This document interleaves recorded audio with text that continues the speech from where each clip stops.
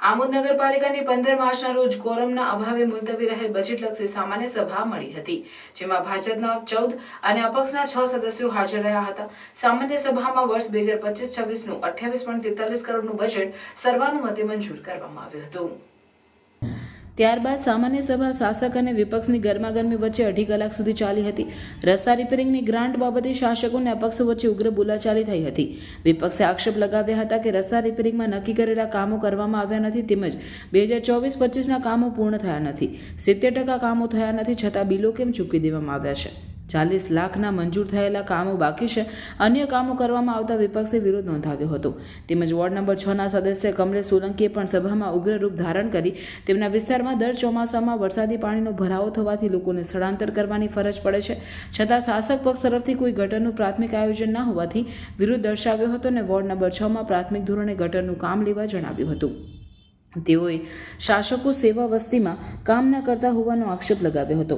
આમોદ પાલિકાના ward number 3ના સદસ્ય રશ્મિકા પરમાર પોતે આરોગ્ય સમિતિના ચેરમેન હોવા છતાં તેમની જાણ બહાર પાલિકાના અધિકારીઓ સેનેટરીને લગતો સામાન મંગાવતા ઉગ્ર બની રજૂઆત કરી હતી, જેથી સામાન્ય સભામાં ચેરમેને સેન્સરમાં લઈને કામગીરી કરવાનો ઠરાવ કર્યો હતો. આ ઉપરાંત રશ્મિકા પરમારની આંબેડકર હોલ બનાવવાની અરજીને પ્રમુખે વંચાણે લઈ વણકરવાસમાં ગાઈડલાઈન મુજબ આંબેડકર હોલ બનાવવા સર્વાનુમતે ઠરાવ કરાયો હતો. આમોદ એપીએમસીમાં નગરપાલિકાના સભ્યનું ડિરેક્ટરની નિમણૂક બાબતે નામ મોકલવાનું થતાં સભ્યનું ડિરેક્ટર નિમણૂકમાં સભ્યોમાં મતાંતર થતાં ભાજપના 4 સભ્ય જલ્પા પટેલ, ગીતા પટેલ, અક્ષર પટેલ, વિનોદ પટેલ અને અપક્ષના 5 સભ્ય મહેન્દ્ર દેસાઈ, શકીલ કાપડિયા, ઉપેશ પંડ્યા, ઇરફાન રાણા, રોહિત માછી સહિત 9 મત મળ્યા હતા. જ્યારે ભાજપના 9 સભ્યો રશ્મિકા પરમાર, ઉષા પટેલ, ધારા પટેલ, શાંતા રાઠોડ, જશુ રાઠોડ, બીજલ ભરવાડ, કમલેશ સોલંકી, ઇનાયત રાણા, મહેશ પટેલ સહિત 9 લોકોએ વિરોધમાં મતદાન કર્યું હતું. પાલિકાની સભામાં 24માંથી કુલ 20 સભ્યો હાજર રહ્યા હતા, પરંતુ ભાજપાના બાનુબેન ચૌહાણ અને અપક્ષના કૈલાસ વસાવા ચાલુ સભામાંથી નીકળી ગયા હતા, જેથી 18 સભ્યોમાં 9 મતની ટાઈ પડતા અધ્યક્ષના કાસ્ટિંગ વોટના અધિકારી જલ્પા પટેલ એપીએમસીના ડિરેક્ટર તરીકે ચૂંટી આવ્યા હતા. અત્રે ઉલ્લેખ કરવો રહ્યો કે અગાઉ 15મી માર્ચે કોરમના અભાવે મુલતવી રહેલી સામાન્ય સભાને કારણે ભાજપના સભ્યોને ભરૂચ કાર્યાલય ખાતે હાજર રહેવા ફરમાન કરવામાં આવ્યું હતું, જ્યારે ભરૂચ જિલ્લા ભાજપના પ્રમુખ પ્રકાશ મોદી સહિત પ્રભારી અશોક પટેલે ભાજપના સભ્યોને શિસ્તના પાઠ ભણાવ્યા હતા. તેમજ ધારાસભ્ય ડીકે સ્વામી અને આમોદ શહેર ભાજપ પ્રમુખ મિથુન મોદીએ 3 કલાકની ભાજપના સભ્યોની સંકલન બેઠક કરી હોવા છતાં ભાજપના સભ્યોએ પ્રમુખને વિરોધમાં મતદાન કરવા રાજકીય ચર્ચાઓ તેજ બની છે. ત્યારે આમોદ વોર્ડ નંબર 6ના સદસ્ય કમલેશ સોલંકીએ જણાવ્યું હતું કે પ્રમુખે અમો ભાજપના સદસ્યોને સેન્સમાં લીધા વગર અને કોઈપણ મિટિંગના એજન્ડાની ચર્ચા કર્યા વગર એપીએમસીના ડિરેક્ટરનો ઠરાવ કરતા વિરોધ નોંધાવ્યો હતો. આજરોજ તારીખ 25 માર્ચ 2025 બપોરે 3 વાગે આમોદ નગરપાલિકા સભાખંડમાં બજેટ અંતર્ગત મિટિંગનું આયોજન કરવામાં આવ્યું.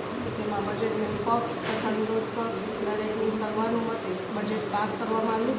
બજેટની અંદાજિત રકમ 28,43,95,024 રૂપિયાના મહત્વ રકમના બજેટને મંજૂરી આપવામાં આવી, જેથી ગામના વિકાસના કામો સરળતાથી થઈ શકે.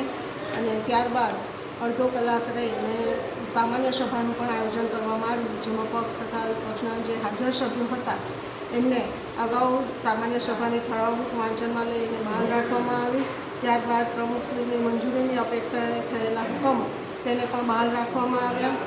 જુલાઈ 2024થી ડિસેમ્બર 2024 સુધીના હિસાબોને પણ મંજૂરી આપવામાં આવી અને પ્રમુખ સ્થાનેથી થયેલા અરજીઓ જે આવેલી હતી એના નિકાલ કરવા માટે પણ ઠરાવ કરવામાં આવ્યા.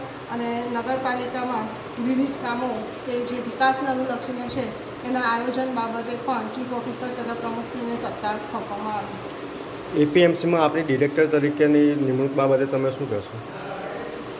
એપીએમસી આમોદમાં એક બોર્ડ ઓફ ડિરેક્ટરમાં એક નામ મોકલવાનું નગરપાલિકા વતી થાય છે, જેમાં જલ્પાબેન અરવિંદભાઈ પટેલનો ઠરાવ કરવામાં આવ્યો હતો, જેમાં પક્ષ તથા અપક્ષના સભ્યોને એકબીજા પર આ ઠરાવ પ્રત્યે મતાંતર થયું અને વોટિંગ કરવામાં આવ્યું, જેમાં ઇક્વલ વોટિંગ થતાં કાસ્ટિંગ વોટ પ્રમુખશ્રીએ આપ્યો અને એપીએમસીના ડિરેક્ટર તરીકે જલ્પાબેન પટેલનું નામ જાહેર કરવામાં આવ્યું.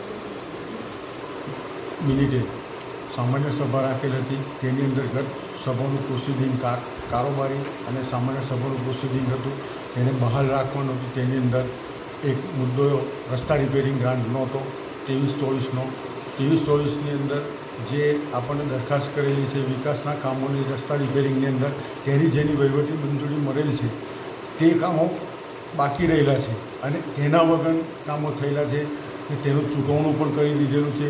તે બાબતનો જે ઠરાવ હતો તેની અંદર અમે વિપક્ષ વિરોધ કરેલ છે.